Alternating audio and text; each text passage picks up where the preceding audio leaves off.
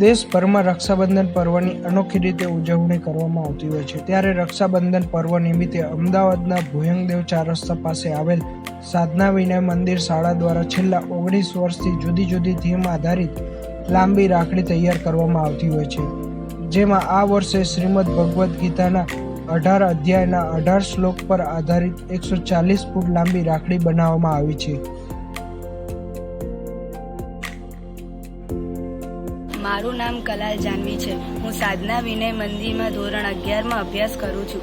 છેલ્લા 19 વર્ષથી સાધના વિનય મંદિર ભુયંગદેવ ચાર રસ્તા દ્વારા જુદા જુદા વિષયો ઉપર રાખડી બનાવીને પ્રસ્તુત કરવામાં આવી છે। અમારી શાળા દ્વારા બેટી બચાવો બેટી પઢાઓ, સ્વચ્છ ભારત, સ્વસ્થ Bharat, real hero of Indian army, સ્વર્ણિમ ગુજરાત, વાંચે ગુજરાત, પુલવામાના શહીદોની શ્રદ્ધાંજલિ વગેરે થીમ ઉપર રાખડી બનાવી ચૂક્યા છે। આ વખતે અમે ભગવદ્ ગીતાના 18 અધ્યાયો પરની રાખડી બનાવી છે।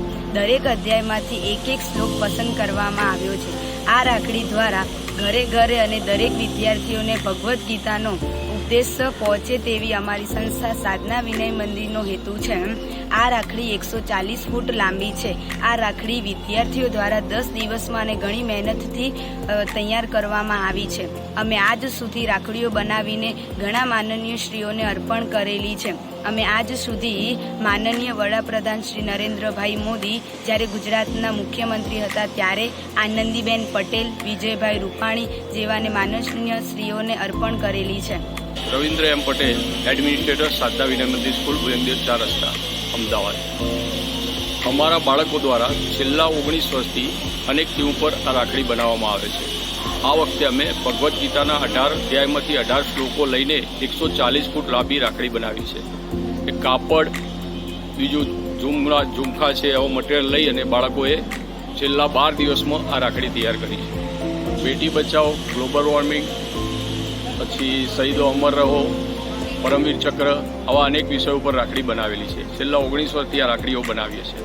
આ વખતે અમે સ્કૂલોના અભ્યાસમાં ભગવદ્ ગીતાનું ચાલુ થયું છે ભણાવવાનું છોકરાઓને। એને અનુલક્ષીને છોકરાઓમાં જાગૃતિ પેદા થાય તે માટે ભગવદ્ ગીતાના 18 અધ્યાયના 18 શ્લોક લઈને આ 140 ફૂટ લાંબી રાખડી બનાવવામાં આવી છે।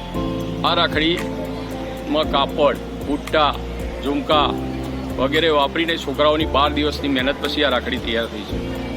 બાળકોને અત્યારે શિક્ષણ વિભાગ દ્વારા અઠવાડિયામાં એક વખત સ્માર્ટ ટીવી ઉપર આનો ભગવદ્ ગીતાના દરેક અધ્યાય શીખવાડવામાં આવે છે।